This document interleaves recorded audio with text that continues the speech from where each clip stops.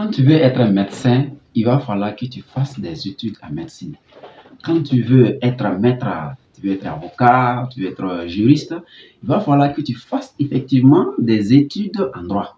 Quand tu veux être un bon mécanicien, il va falloir également que tu sois un apprenti mécanique ou alors il va falloir que tu apprennes aussi la mécanique. C'est valable aussi pour quelqu'un qui veut se lancer soit dans l'entrepreneuriat ou dans les systèmes d'investissement. C'est-à-dire que se lever comme ça, sans aucune connaissance de base, se lever comme ça, sans aucune notion, et en même temps, tu veux te lancer dans l'entrepreneuriat, mon cher, c'est droit au poteau. L'entrepreneuriat, c'est comme une étude. Il faut du temps pour pouvoir acquérir des connaissances. Et ça dépend. Vous allez voir que de nos jours, il y a des gens qui font, c'est-à-dire qu'ils font une grave erreur. Pourquoi? Parce qu'ils sont en train de vivre les rêves des autres. Imaginons, toi, tu vois que voilà, telle personne s'est lancée, par exemple, dans une activité comme l'élevage, et tu vois que voilà, ça donne à merveille, tu vois que ça donne très bien. Donc, en même temps, toi aussi, waouh, tu te lèves, tu dis, oh, l'élevage, toi aussi, tu vas te lancer parce qu'il y a l'argent dedans. Est-ce que c'est ça qui est effectivement ton objectif ou bien est-ce que c'est ça qui est effectivement, c'est-à-dire que ta vision sur l'entrepreneuriat? Donc, ce n'est pas parce que tout le monde s'y lance, ce n'est pas parce que tout le monde fait exactement cela que toi aussi tu vas te lever, bon, ça n'a aucune notion, ou bien tu te lèves en même temps, tu dis, oui, c'est ça que tu veux faire. Non. Il y a d'abord ce qu'on appelle un choix de ton activité. Tu dois faire d'abord le choix de ton activité. Et le choix de ton activité, ça se fait à la base de tes passions sur la chose et ça se fait également en fonction de l'amour que tu portes sur l'activité que tu veux faire. Même si c'est uniquement que vendre du charbon qui est toi ta passion, qui est toi ton activité préférée, mais si tu te donnes à fond, si tu fais régulièrement, si tu arrives à trouver toujours de belles idées pour pouvoir encore augmenter ton activité, tu vas voir que cette activité va te rapporter gros. Maintenant, il se peut que souvent tu sois inspiré par d'autres personnes. Ça veut dire que tu es là, tu n'as pas, c'est-à-dire que tracer un bon chemin, tu es là, bon, tu réfléchis, tu ne sais même pas exactement qu'est-ce que tu vas faire au juste. Voilà, ça aussi, tu peux t'inspirer sur ceux-là même qui sont déjà dans le domaine et qui ont effectivement mieux réussi. En même temps, ces personnes-là peuvent t'inspirer à voir clair. Ça, c'est à part. Ça, c'est effectivement à part. Mais si lever comme ça, en même temps commencer à faire, tu fais ça, tu fais ça, tu fais ça. C'est toi qui vends, c'est toi c'est-à-dire qui fais ceci, c'est toi qui fais cela. Mais en réalité, tu vas voir qu'à la longue, ton énergie n'est pas cadrée. Ton énergie est divaguée. Et entre-temps, il faut savoir que tu ne pourras pas avancer. Pourquoi? Parce que telle activité que tu es en train de faire, tu vas, c'est-à-dire que avoir des difficultés, tu vas vouloir abandonner, vouloir reprendre. Voilà, telle activité aussi, ça sera pareil. Donc, des petites difficultés comme ça que tu vas rencontrer dans au moins 4 à 5 activités. Et entre-temps, tu vas abandonner. Pourquoi? Parce que ce n'est pas ça seulement que tu fais. Maintenant, il faut savoir que le choix de ton activité également ne se fait pas, c'est-à-dire que de façon fortuite, de façon hasardeuse.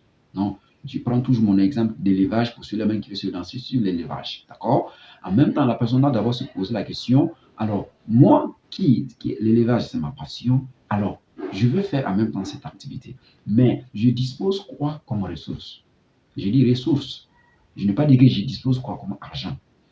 Il y a les ressources humaines, il y a les ressources matérielles, les ressources financières.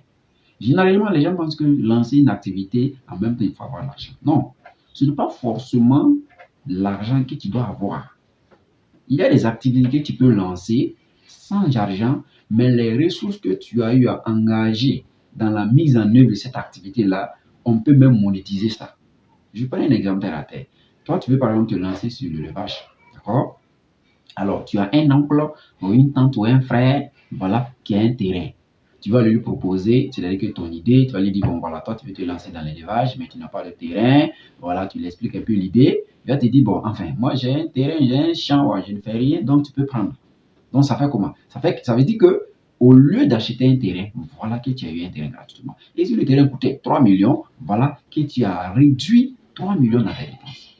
Alors, voilà, tu as le terrain. Ensuite, tu continues dans tes recherches également de bouche à oreille. Tu vas aller voir quelqu'un, par exemple, voilà, qui a un frère, ou bien qui a une connaissance, qui travaille dans le domaine de la fabrication des abreuvoirs, des mangeoires, tu vas lui dire, ah bon, vraiment, mon frère, moi, je veux me lancer, c'est-à-dire que dans l'élevage, j'ai un terrain. Maintenant, alors, les matériels, je n'en dispose pas. Voilà, pourtant, je n'ai pas assez d'argent pour pouvoir payer les matériels.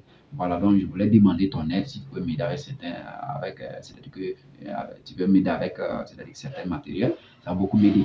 Qu'est-ce que la personne va faire? La personne peut te donner au moins 10 ou 15 pour dire, ah bon, prends, tu vas alors, en tout cas te débrouiller avec. Ça fait déjà combien? Ça fait déjà un mois dans tes dépenses. Et ainsi de suite. Tu vas voir qu'à la longue, tu n'as pas l'argent, mais tu vas engager l'activité. Et pourtant, les différents efforts que tu as eu à fournir dans le début de cette activité, tout peut se transformer en argent.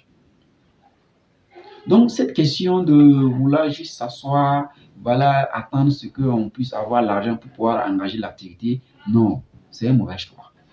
Et c'est une mauvaise vision des choses. Il faut mettre en tête que ce n'est pas forcément lorsqu'on te donne de l'argent que tu pourras commencer la chose. Et sachez une chose, dans le domaine entrepreneurial, il faut savoir qu'il y a ce qu'on appelle une préparation. On se prépare. C'est comme si tu veux composer. C'est comme si tu vas aller faire un examen du BEPC, tu vas aller faire un examen du baccalauréat. De toute façon dont tu te prépares, mais sur l'entrepreneuriat, c'est encore plus pire. Pourquoi? Parce que l'entrepreneuriat, c'est vrai, le mot là, ça sonne bien. C'est un mot, quand tu entends, ça sonne. Et effectivement, ce mot, ça sonne très bien. Quand tu dis à quelqu'un que toi, tu es entrepreneur, la personne dit, ah, vraiment, automatiquement, la personne voit que tu as l'argent. Parce que déjà, auparavant, on savait très bien que les entrepreneurs, c'était ceux-là même qui avaient de l'argent. Effectivement, c'était ceux-là même qui avaient de l'argent, c'était ceux-là même qui avaient compris, c'est-à-dire que la notion de l'entrepreneuriat, c'était ceux-là même qui avaient compris comment fonctionne, c'est-à-dire que ce domaine. Donc, du coup, ces personnes étaient vraiment hyper riches. Donc, la nouvelle génération, la génération actuelle, lorsque tu dis que tu es entrepreneur, automatiquement, les gens voient l'apparence que tu dois avoir. Vous allez voir, il y a certains mêmes entrepreneurs, voilà, c'est vrai que la personne n'a pas même d'argent pour pouvoir se lancer, mais en même temps, vous verrez que la personne va se forcer, vivre la vie qui n'est pas pour elle. Donc, du coup, c'est très, très dangereux à ce niveau-là. Il ne faut pas vivre la vie qui n'est pas la tienne. Il faut vivre une vie normale. Il faut vivre une vie qui est normale. Ce n'est pas parce que tu es entrepreneur que tu dois aller prendre des crédits c'est-à-dire que, par exemple, t'acheter une voiture, mais le temps que tu vas prendre pour rembourser ce véhicule, c'est-à-dire que ce véhicule-là, mais à la longue, tu ne pourras plus rien faire. Pourquoi? Parce que toi-même, tu es entouré même que des crédits. Tu es entouré même que des crédits. Ça même, c'est encore plus difficile. Imagine, tu es entrepreneur parce que les gens disent que tu es entrepreneur, ils t'ont mis sur un niveau très très élevé. Il faut leur dire que, ah, les amis, ce n'est pas comme ça, il faut voir les choses. Il faut leur dire la vérité. Ah oui, il faut leur dire la vérité. Il ne faut pas leur dire que non, oui, ça est là, ça est là. Non, venez. Et pourtant, toi-même, tu sais qu'il n'y a rien. Donc, c'est comme si tu es en train de vivre une vie qui n'est pas pour toi. Et ensuite, il faut savoir très bien aussi que l'entrepreneuriat, la réussite entrepreneuriale, c'est la discipline. C'est la discipline.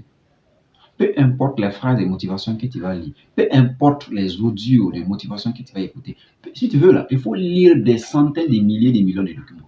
Si tu n'es pas discipliné, tu ne pourras pas t'en sortir. Parce que la discipline fait partie de l'équation la plus importante pour pouvoir mieux réussir en entrepreneuriat. Quand tu veux résoudre une équation, il faut savoir qu'il te faut de la discipline, il te faut de l'organisation totale. Sinon, tes plans, tes ambitions, tes objectifs, tes techniques et stratégies vont sortir nulles. Pourquoi? Parce que les équations n'ont pas été établies dans la discipline. Les équations n'ont pas été établies dans la discipline.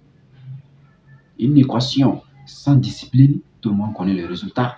Le résultat sera faux. Donc, considère l'entrepreneuriat, considère la réussite de l'entrepreneuriat comme étant une étude qui se fait de façon étape par étape. Une étude qui se fait, c'est-à-dire que dans le calme et dans le temps. On ne se précipite pas tant qu'on n'est pas préparé. tant qu'on n'a pas le minimum de connaissances dans le domaine, on doit toujours continuer à apprendre.